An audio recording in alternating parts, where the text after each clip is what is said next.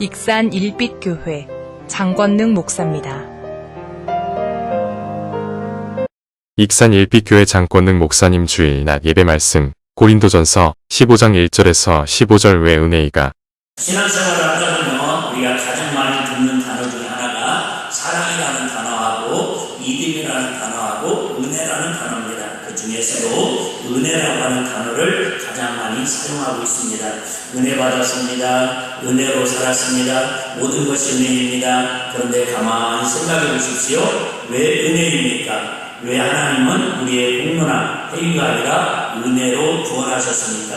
은혜라는 말을 한마디로 정리하면 하나님께서 죽을 수밖에 없는 죄 허물로 멸망당하고 지옥갈 수밖에 없는 죄인들을 위해서 호의를 베푸신 것이 은혜입니다. 뭐를 베풀었다고요?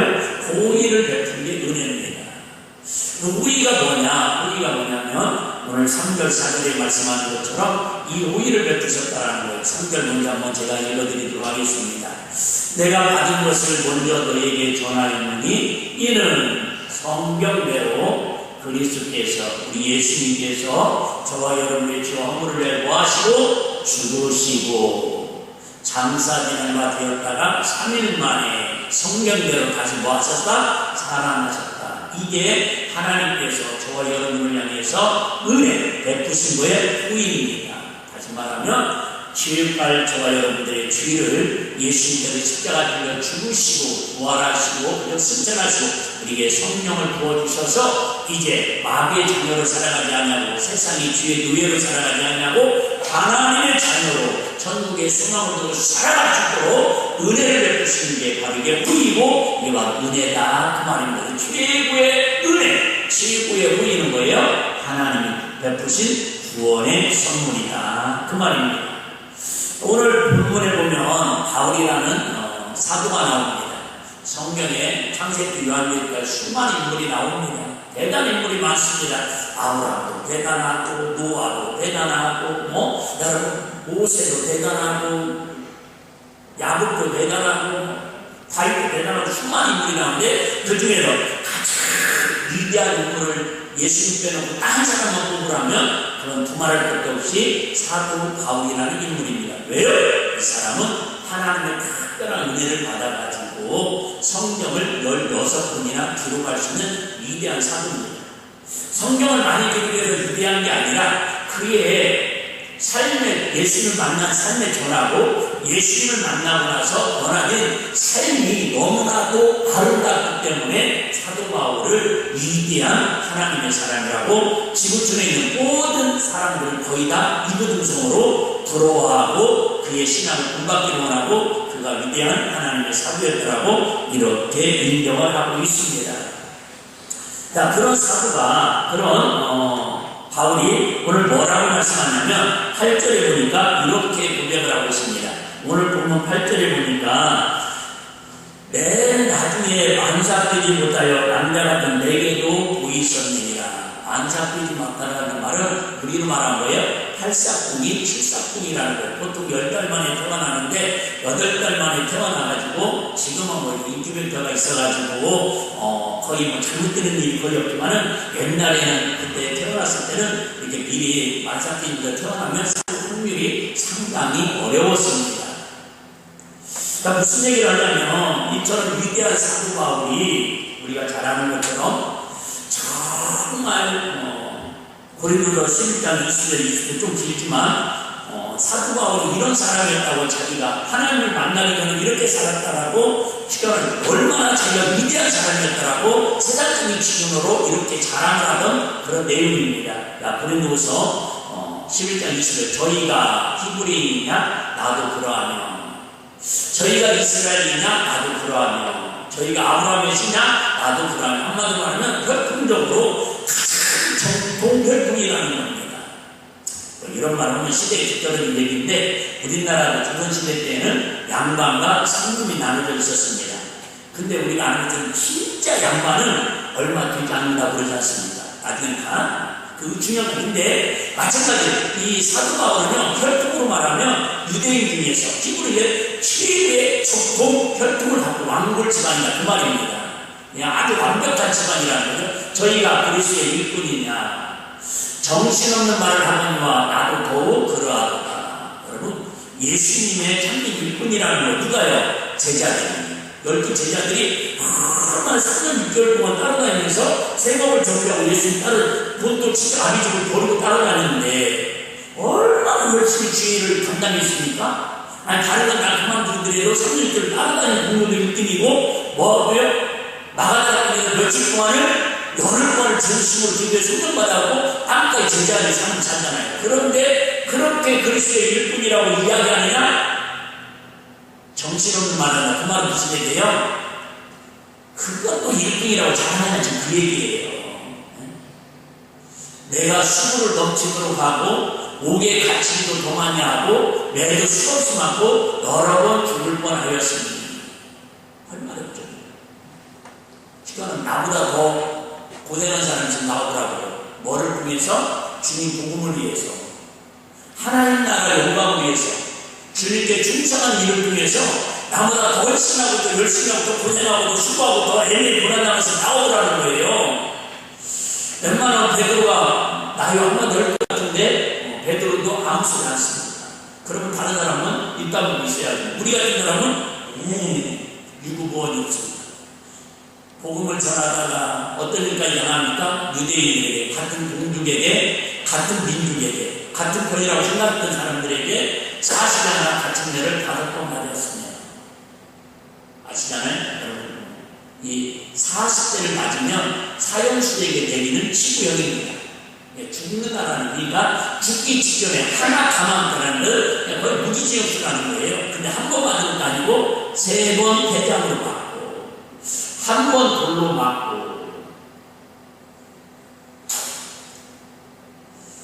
제가 요즘 설교하면서 참 많은 부담을 느낍니다. 제가 강단에 쓴 지가 30년 훨씬 넘었는데요. 갈수록 말씀을 대할 때 두렵고 참 떨리고 참 무섭기까지 합니다. 어떤 사도 바울은 똑같은 하나님 나라를 꿈꾸면서 주의 일꾼으로 살아가면서 이런 고난을 당했는데 저는 아직 누구한테 목회하다가 나 때린 사람은 없었거든요. 억지로 위안을 삼자면 돌로 한 번 맞은 적은 있습니다. 기도원을 갔는데 젊었을 때 전도사 때 기도원을 갔는데 여름날이었는데 방학 때인데 교회 청년들이 하나가 약간 이렇게 정신상자가 있었어요. 저 부시한 쪽에 살았었는데 그들 이렇게 교회 오면 같이 기도도 해주고 차 이렇게 태워다주고 엄마랑 같이 꼭 같이 타고 등치가 이만했어요. 그럼 기도원에서 만났어요. 우연히 약속한 것도 아닌데 그래서 반가워서 인사를 했는데 인사하고 들어왔었는데 갑자기 이 친구가 와가지고 돌가지고 머리통을 뺐어요. 제정신을 맞으면 아니고 그 친구가 그런데 사도 바울은 같은 동족한테 믿었던 사람들한테 돌로 맞고 39대 매를 맞고 3번 파선하는데 육개월을 기쁘면서 지냈으며 27절 또 수고하며 애쓰고 여러 번 자지 못하고 죽이며 목마르고 여러 번 굶고 죽고 헐벗어노라. 여러분들에게 기죽이려고 그러는 건 아니고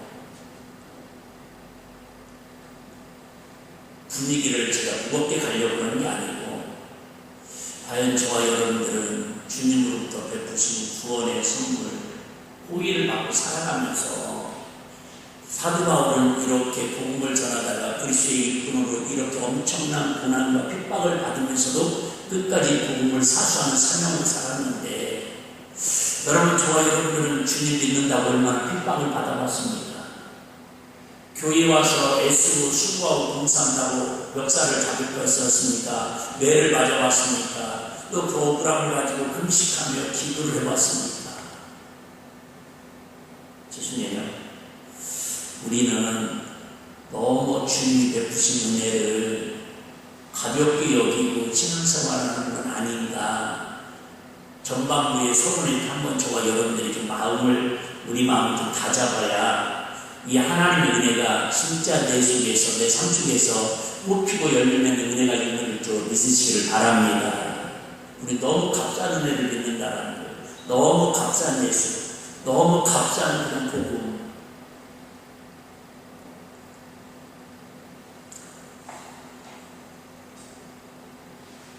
사도 바울은 그럼에도 불구하고 이렇게 이야기하고 있습니다. 사도 바울은 얼마나 우리가 아는 것처럼 교회를 핍박하고 예수 믿는 사람을 잡아 죽이는 일에 앞잡던 썼던 사람입니다. 그러면서 아까 고린도서에 보신 것처럼 그렇게 이야기하면 자기가 쉽게 말하면 1등이라는 거예요. 뭐에 복음 전하는 사도 중에 사도, 교회에 충성된 일꾼으로 1등이라는 거예요. 그럼에도 불구하고 자기는 만삭되지 못한 자라고 이렇게 고백합니다.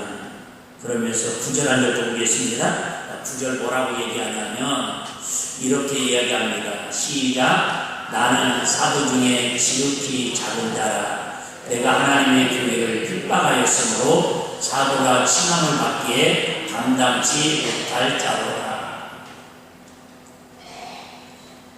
두 가지 고백을 합니다. 바울이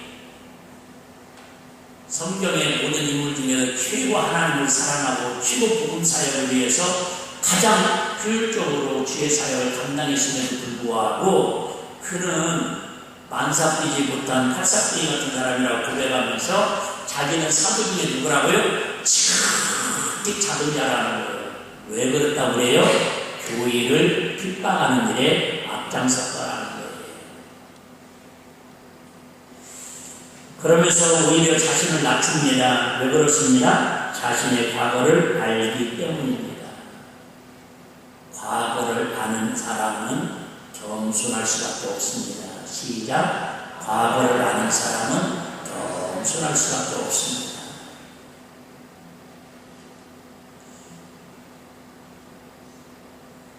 성경에 보면 옛날 결혼제도가 나옵니다.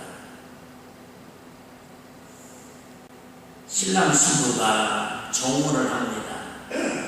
1년 동안 이제 정문하고 기도하고 이게 결혼 준비를 해가지고 신랑이 우리로 말하면 이제 말을 타고 신부 집으로 가서 결혼식을 합니다. 어떤 집은 일주일 동안도 하고 어떤 집은 2주 동안도 합니다. 결혼식을 하고 이제 그러고 나면은 마차를 타고 가마를 타고 한 시댁에 와가지고 이제 신혼살림이 시작되는 겁니다. 그런데 이제 신랑하고 신부하고 신부 집에 가가지고 신부 집에서 결혼식을 합니다. 그 당시에는 결혼식을 하면 첫날 밤이 되면은 우리 옛날 풍습하고 비슷합니다. 신랑 신부가 이제 이렇게 팟빵을 합니다. 팟빵을 하면은 친정 엄마가 마루에 가만히 앉아 있습니다. 그리고 신랑 신부가 낮에 이렇게 혼인례식을 하고 동네 사람들이 식사하면서 축하잔치를 막 벌이고 저녁에 이제 다 동네 사람들 가라고 하는데 가야 안 가요? 안 갑니다. 궁금해하고 이렇게. 그럴 때 신랑 신부가 팟빵을 합니다. 그때 친정 엄마가 요 밑에다가 하얀 강도로 된 이렇게 천을 밑에다가 깔아놓습니다. 성경 얘기하는 거예요. 음담대사 얘기하는 거 아닙니까? 의미가 있으면 잘 들어보시기 바랍니다. 첫날밤을 맞이합니다. 그래서 고개를 들시오. 부끄럽사옵니다. 그래서 이렇게 쪽두리를 벗기고 옷을 벗기고 첫날밤을 치릅니다. 그러면 첫날밤을 치르면 이 신부에게서 뭐가 나와야 하냐면 피가 나와야 합니다. 그걸 갖다가 천야막이라고 그럽니다. 그런 피가 이렇게 묻히면 서로 피가 나오면 이것을 사위가 신랑이 문 밖에 기다리던 친정엄마에게 장모님에게 줍니다. 그런 장모님이 이걸 가지고 동네 사람들한테 막 자랑합니다. 동네 사람들 이거 보시오. 우리 딸의 선웅이라고 시간은 피라고 뭘 같이 묻는 거예요? 처녀라는 게 증명됐다는. 그러면 그 다음부터는 이제 절대 남편이 아내를 버릴 수가 없고요. 이혼하면은 성경대로 벌을 받게 되겠습니다. 그래서 이제 동네 사람들이 기뻐 춤추는 거예요. 근데 일주일 동안 그 기쁨을 나누는 거예요. 그런데 어찌 실수로 그럴 수 있죠. 요즘은 뭐 흉도 아니지만 성경은 그렇다는 말이에요. 이 성경의 의미를 얘기하는 거예요. 근데 만약에 피가 안 나왔어요. 그러면 성경이 어떻게 그러냐면 첫날 밤에 그 신부를 동네 사람들이 끄집어 내가지고 동네 한 가운데에 돌로 쳐서 죽이거나 바로 가늠한 여자라고 해서 쫓아내 결혼이 파혼이 되는 게 예, 율법에 약속한 결혼 제도입니다. 근데 실수로 피가 안 나왔습니다. 그럼 어떻게 해야 돼요? 말 한마디면 장모님! 장모님도 아니죠. 아줌마! 당신 딸 피가 안 나왔다고 한마디만 하면 동네 사람들이 이 아가씨를 끄집어다가 네? 우리 요한복음 8장에 보면 가늠하다 흉년 잡힌 여자를 돌로 쳐서 죽이려고 생각하는 그게 그 문화입니다. 율법으로 하는 거예요. 율법으로. 그런데 이 아이가 이 아가씨가 피가 안 나왔어요. 근데 신랑이 너무 인격자예요. 너무 성의군자예요. 그리고 이 아가씨를 보니까 너무너무 잘 마음에 드는 거예요. 그래서 사실은요, 제가 이만저만 해서 실수로 이런 한 번 다 실수해서 내가 옆에 오다 보니까 이렇게 됐는데 그냥 저를 그냥 버리시옵소서, 파혼하시옵소서 이렇게 신부가 이야기를 합니다. 그때 신랑이 무슨 소리냐고 사람이 살면서 끌려고 다 실수가 있는데 과거의 실수는 묻고 우리가 남은 인생이 이렇게 많으니까 그럴수록 더 이해해주고 행복하게 살겠습니다. 그러면서 도리어 옛날에는 시작하면 문장들처럼 생파리 같은 걸 갖고 있다가 자 옆구리를 피를 냅니다. 성경적인 근거에 그가 피를 붙여가지고 장모님에게 줍니다.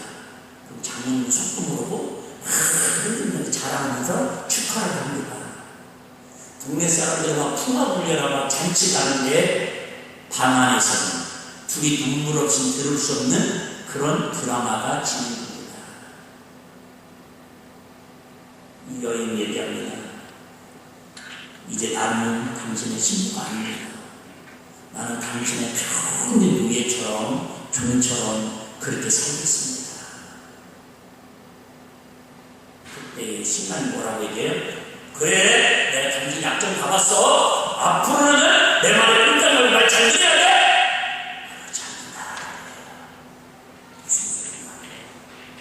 부부는 일심동체고 서로 사랑하는 관계지 위아래 어딨냐. 그 사건이 바로 예수님이 저와 여러분들을 고린도후서에 신랑으로 예수님 우리의 신랑이시고 우리를 신부로 맞이하겠다라는 그 약속을 구약성경에 보여주는 거예요. 저와 여러분들은 죄송해요. 이미 천명하게 다 터졌다니까요.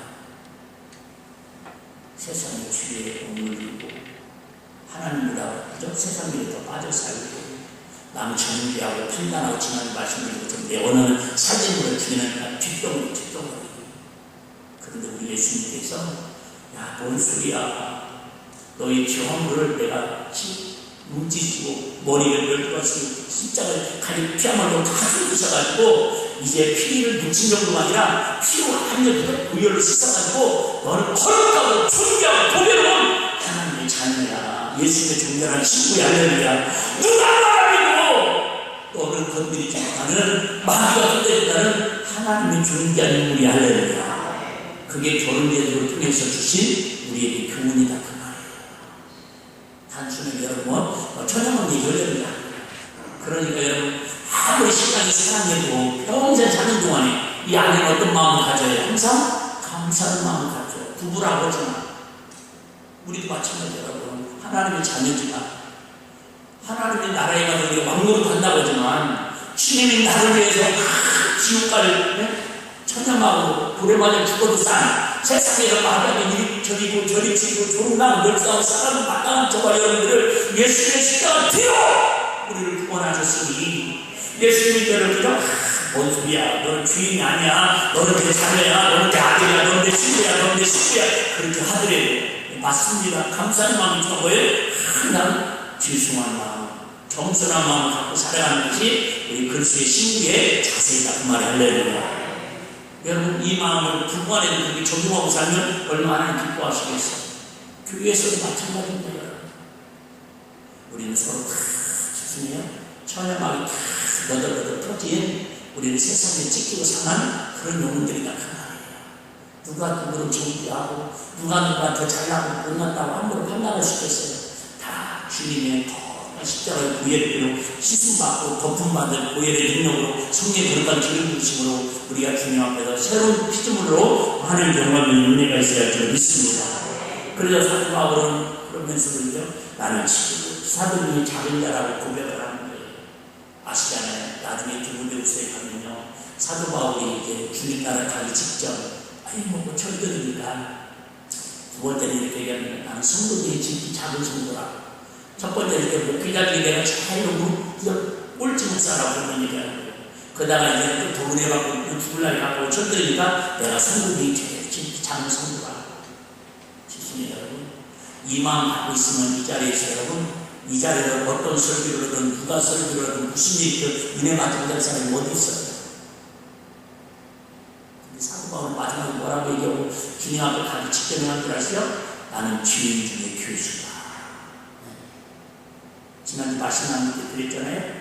양을 갖다가 친히 잡아가 1년 동안 친히 그 사랑하는 양을 벌레에다 놓고 와가지고 목을 자기가 칼로 자르는 거예요. 그 피가 나면 피사가를 옆에다 걷는 거예요. 그 모습을 보면서 그래 내가 죄로 말미암아 이게 피 흘려서 죽어야 하는데 누가 대신 예수님 나 대신 죽었으니까 그 재물을 보면서 여러분 그래 내가 억울해가 와 이거 어떻게 하는데 나이가 저를 못 쳐 이럴 사람 있겠어요? 아니잖아요. 1년 동안 먹여주고 그냥 키워주고 정말 잘 키웠지만 그래도 정들었는데 내 대신 내 죄 때문에 죽어가는 그 양을 바라보면서 가슴 졸이면서 안타까워서 아파하는 게 그게 사람의 도리 아니냐 그 말입니다. 이 마음 가지고 우리 주님 앞에 찬양하면, 우리 주님 앞에 예배하면, 우리 주님 앞에 잘하든 못하든 교회 봉사하고 원칙하고 각자 봉사 달라대로 감당하면 여러분 그게 주님의 은혜고 그게 기쁨이고 그게 하나님 나라의 구성원의 천국의 기쁨을 드리는 은혜인 줄 믿으시길 바랍니다. 여러분 우리 잘 잤습니까? 육선이 가득하고 집에서 싸우고 그 집자라면 산의 집에서 먹는 겁니다. 초가상간에서 그냥 그죠? 김치 하나 넣고 먹어더라도 서로 화목하고 서로 기쁘고 서로 행복하게 사는 게 그게 천국가정이라고. 교회도 마찬가지입니다.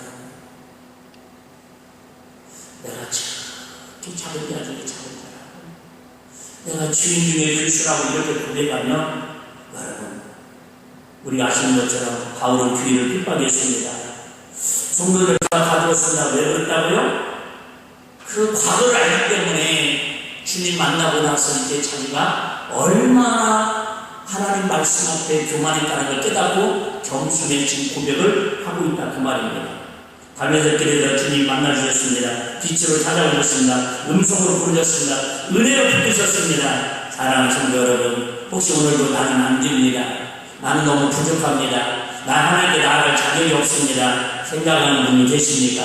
바울을 보십시오. 바울은 포기하지 않으셨습니다. 베드로도 포기하지 않았습니다. 오늘 새벽에 잠깐 말씀드렸지만 참 베드로를 이렇게 보면 볼수록 참 이해가 되면서도 참 은혜스러운 것입니다. 웬만한 사람 같으면 예수님이 같이 겟세마네 가는 기도하다가 야! 장치도 떼어서 지도로 보다가 육신이 약해서 그런다고 책망받으면 아 예수 여기까지 올라오는 것도 어딘데 칭찬해주고 잠깐 기도하다가 돌았다고 예수님 잠깐 돌았다고 아니 주인이 한번 빨리 가고 죽을 가지고 그렇게 뭐라고 했습니까? 아 제가 재수없어서 기분 나쁘게 묻어버렸네. 떠나가면 가는데 두 번씩이나 혼나고 끝까지 붙어있잖아요. 할렐루야. 그로 인해서 충격 예수님이 재판받고 십자가 지기 직전에 여자하고 너도 저를 달릴 사람이라고 저 같은 편이라고 하는데 나 도저히 모른다고 3번이나 예수님 부인하고 저주했는데도 불구하고 뭐예요? 끝까지 주님이 베드로를 포기하지 아니하시고 베드로도 주님을 포기하지 않으시고 베드로도 주님을 포기하지 않으시고 예수님도 베드로를 포기하지 않으시더라 그 말이 할렐루야. 근데 심지어 예수님은 절대 우리 세라끝날까지 포기하지 않으시는데 내가 힘들다고 내가 어렵다고 내가 포기하는 사람들이 많더라 그 말이에요. 베드로도 포기하지 않으셨습니다. 요나도 포기하지 않으셨습니다. 엘리야도 포기하지 않으셨습니다. 그리고 지금 여러분도 하나님은 어떤 상황이 있을지라도 포기하지 않는 줄 믿으시기를 바랍니다. 우리 일대주의도 하나님이 포기하지 않으실 줄 믿습니다. 사람은 끝났다고 말해도 하나님은 끝났다고 말씀하지 않으십니다. 사람은 실패를 보지만 하나님은 가능성을 보십니다. 사람은 상처를 보지만 하나님은 회복을 보십니다. 사람은 과거를 보지만 하나님은 미래를 보십니다. 그래서 하나님의 은혜입니다. 할렐루야. 10절입니다. 제가 한번 읽어드리겠습니다. 그러나 나의 가진 것은 하나님의 은혜로 된 것이니 내게 주신 그 은혜가 헛되지 아니하여 내가 모든 사람보다 더 많이 수고하였으나 내가 아니 오직 나와 함께 하신 하나님의 은혜로라. 아까 고린도후서에는 내가 이렇게 열심히 했다고 너희들은 땜 남는다고 그랬는데 그걸 그 사람들을 종결하는 게 아니라 내가 이렇게 수고하고 자랑할 것이 없는 것은 내가 한 것이 아니라 100% 그가 하나님의 은혜에 신중한 것뿐이라는 거 할렐루야. 오늘 다나 여러분 묵상하는 한 주간 묵상님 앞에 보면 조금만 넘겨주시겠어요? 앞에 보면 10절에 보시면 10절 중간부에 있잖아요. 그의 은혜가 뭐하지 않아요? 헛되지 않아요. 다시 얘기해요. 하나님의 은혜가 너무 값싼 은혜라고 생각하다 보니까 이 은혜를 우리가 너무 쉽게 받다 보니까 구원을 너무 쉽게 받다 보니까 헛되이 여기고 말한다 그 말이에요. 헛된 은혜가 되지 않다. 헛된 은혜를 다른 말로 말하면 배은 낭덕이라고 합니다. 여러분 이처럼 7번이나 용서하신 하나님께서 베드로가 그렇게 부인하고 저주하고 사탄에게 물어보라고 그렇게 책망했음에도 불구하고 결국 끝까지 주님의 순례자로서 사명 감당하는 인물이 됩니다.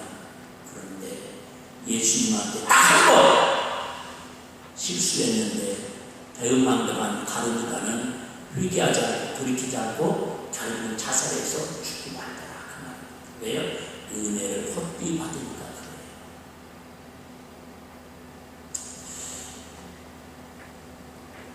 은혜는 단순히 감동이 아닙니다. 은혜는 사랑을 받거나 하나님의 능력입니다. 바울이 바뀌었습니다. 박해자가 전도자가 되었습니다. 파기자가 건축자가 되었습니다. 원수가 하나님의 종이 되었습니다. 이것이 은혜입니다.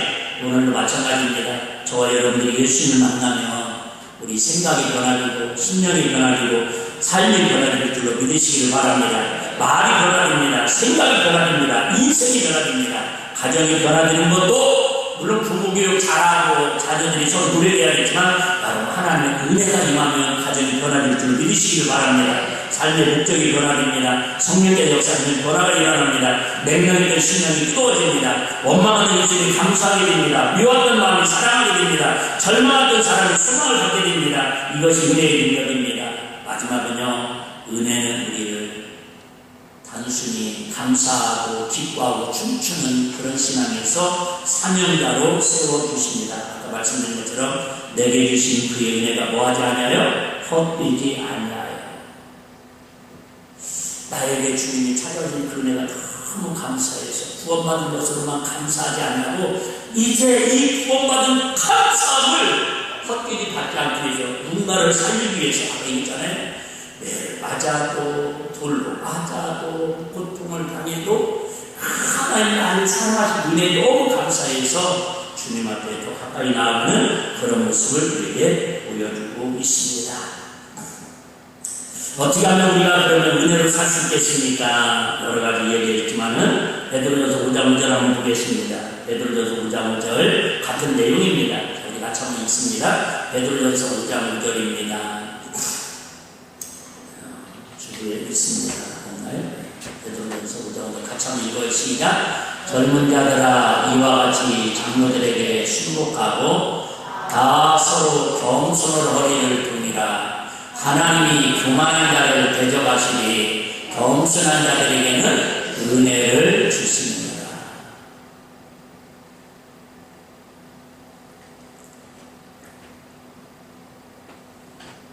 여러분, 우리가 신앙생활 하면서 은혜만큼이나 피곤하지 않는데 매일 부딪히는 게 뭐냐면 시험이라고 하는 단어입니다.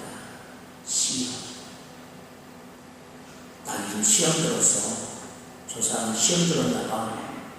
이 말은 영적으로 말하면 마귀한테 속고 있는 거야. 이 고백입니다. 가르다가 예수 관련한 생각을 마귀가 사단이 넣었다고 요한복음 14장에 얘기하는 거죠. 아담과 하와가 선악과를 따먹었는데 뱀한테 사단한테 속아가지고 까먹은 것처럼 나 요즘 아무래도 마음이 시험 들은 것 같아. 이 말은 뭐예요? 나 요즘 마귀한테 속고 있다. 이렇게 영적으로 자기가 진단하는 겁니다. 두 번째, 자기 스스로 진단할 수 있는 거. 나 요즘 시험 들은 것 같아. 나 요즘 교만한 것 같아. 이 고백입니다. 여러분, 거울을 봐야 내가 더러운 걸 빨리 알 수 있는 것처럼 영적으로 내 상태를 진단을 해야 하나님 은혜가 헛되지 아니하도록 우리가 회복할 수 있다. 그 말이 알려요. 얘기했잖아요. 교만한 사람 하나님을 대적하시고 겸손한 사람 하나님이 준비하게 높이신다. 다시 해볼게요. 첫 번째, 내가 시험 들었다. 마귀한테 속고 있다. 두 번째, 내가 시험 들고 시험 들었다. 교만한 사람이다. 그럼 누가 교만한 사람이냐? 하나님의 은혜를 헛되이 여기는 사람, 가볍게 여기는 사람. 다시 말하면 시험의 자리에서 기도하지 않는 사람. 다시 할게요. 여러분, 이 땅에 사는 동안에 1분 1초도 쉽지 않고 정글 차이지 미친 있는 동안에는 다 우리 시험 속에 살아갈 수밖에 없습니다. 근데 시험에 들었는데 시험 들었을 때 뭐예요? 기도하느냐 기도하지 않느냐 그 차이입니다. 이 땅에 있는 학생들은 자기들 다 시험을 봐야 합니다. 근데 시험을 잘 보는 친구들은 엄마 아빠한테도 사랑받고 선물받고 학교에서 인정받고 칭찬받고, 시험에 불합격 당한 친구들은 직장에서 떨어지고 학교에서도 내맞고, 학교에서도 우리 때는 그래서 친구 쳤는데 학교 평점까지 뽑는다고 선생님들이 얼마나 밑에 그랬는데, 세 가지입니다. 시험에 드는 이유는 지구촌에는 예수님도 있잖아요. 시험을 이기는 것은 말씀과 기도에 이렇게 이길 수 없다고 할렐루야. 시험의 우선을 뭐하라고요? 자꾸 말씀 쪽으로 들어가시고요. 시험에서 자꾸 무릎 꿇고 나는 주의 주인이라고, 주인 중에 교수라고, 사도 바울 같은 사람도 이렇게 위대한 사도도 나는 주인 중에 교수라고, 하나님의 나의 하나님 은혜라고 겸손하게 하나님한테 무릎 꿇으니까 그를 하나님께서 얼마나 높아지시고 그만을 쓰는데 대만을 다듬어서 그 능력 주셔서 더 아름답게 준비할 수 있으더라. 그 말이 할렐루야. 고린도후서 6장 1절 2절 읽고 한번 정리하도록 하겠습니다. 고린도후서 6장 1절 2절입니다. 제가 한번 읽어드리겠습니다. 우리가 하나님과 함께 일하는 자로서 너희를 권하노니 하나님의 은혜를 헛되이 받지 말라. 가라사대 내가 은혜 베풀 때에 너를 듣고 구원의 날에 너를 보았다 하셨으니 보라 지금은 은혜 받을 만한 때요 보라 지금은 구원의 날이다. 사무엘하에 보면 우리 한 번 정도 들어봤을 거예요. 우리 어렸을 때에 듀엣으로 불렀던 그런 복음성가 가수가 있었는데 다윗과 요나단이라고 하는 그런 앨범도 있잖아요.